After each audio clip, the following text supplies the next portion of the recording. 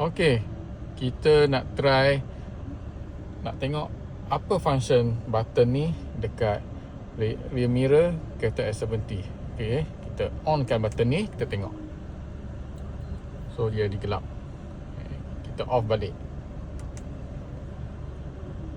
Okey, dia disilau. So function button dekat rear mirror ni, bila cahaya lampu daripada kereta dekat arah daripada belakang, dia buka high beam. So bila kita nak elak daripada silau, so kita onkan button ni, so dia jadi gelap. So dia tak silau lah. Jadi bila kita tekan button ni, cermin ni dia akan berubah menjadi color hijau. So boleh nampak ada hijau-hijau sikit.